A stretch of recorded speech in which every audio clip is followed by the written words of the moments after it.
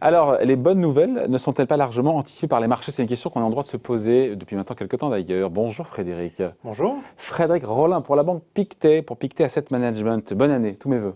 Tous mes voeux aussi, merci. Bon, qu'est-ce qu'on peut souhaiter à un homme qui a déjà de temps?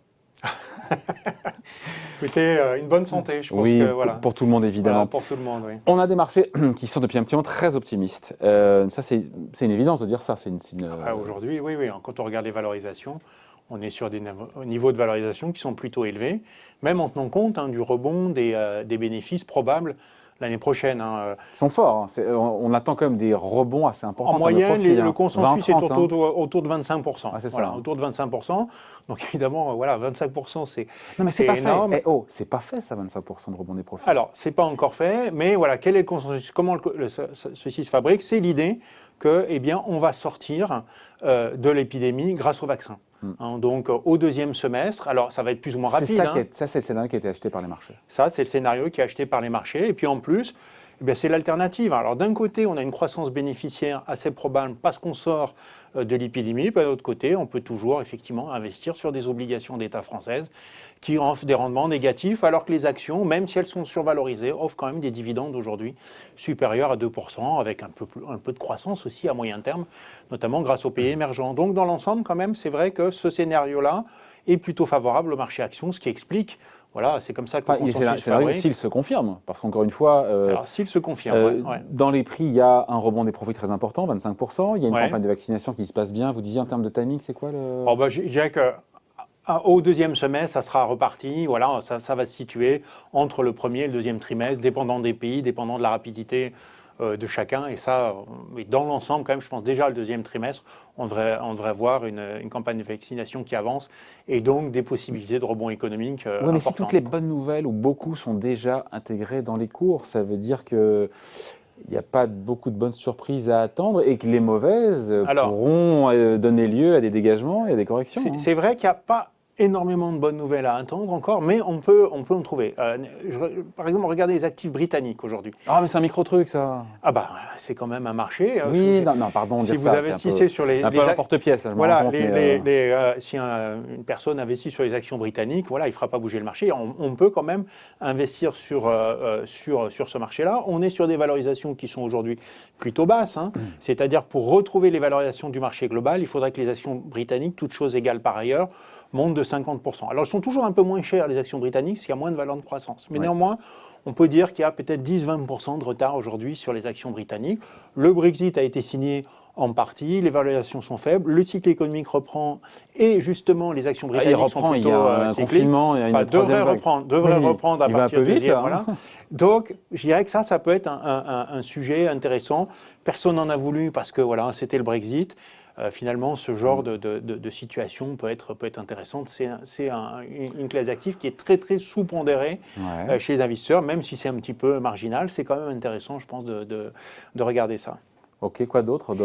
D'autres régions? Parce qu'on aime bien parler des... Il y a l'Asie, alors plus grand quand même. Oui, à peine. Oui. Donc l'Asie, on en parle beaucoup. Il y a un consensus très positif aujourd'hui sur l'Asie. Une meilleure gestion de crise.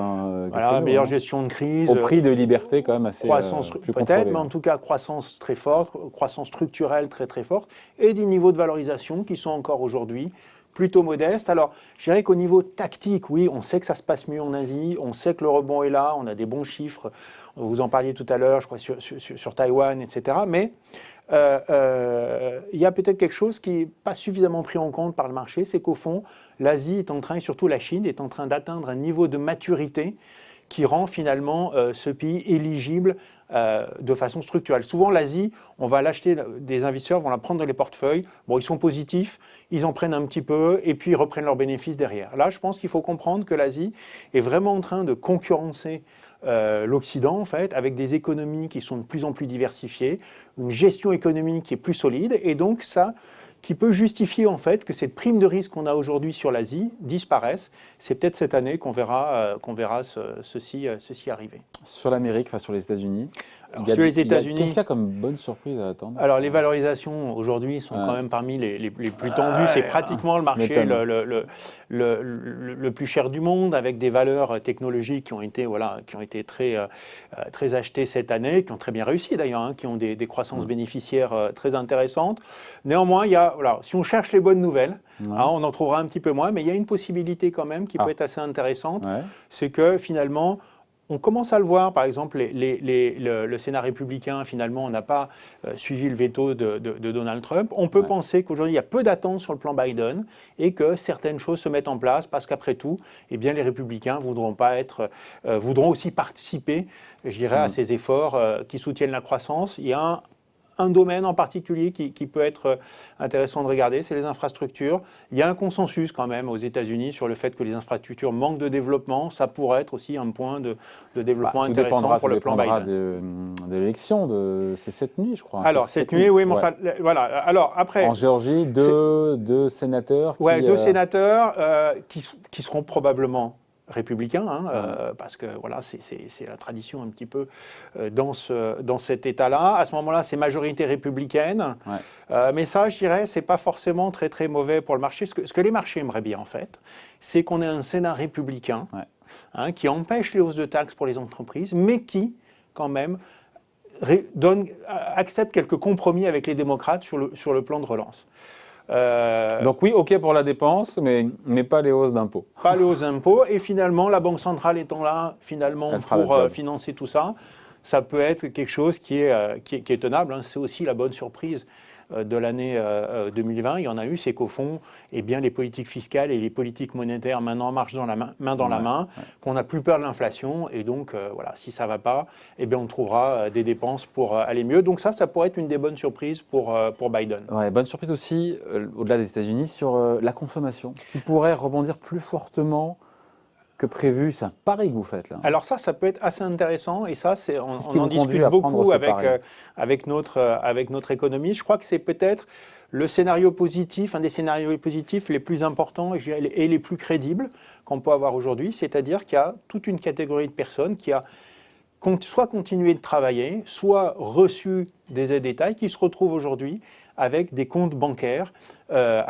plutôt fournis. Hein. On regarde, par exemple, j'ai une donnée aux États-Unis, je n'ai pas toutes les données dans le monde, mais aux États-Unis, les dépôts bancaires représentent 13% du PIB, alors que d'ordinaire, c'est plutôt 3%.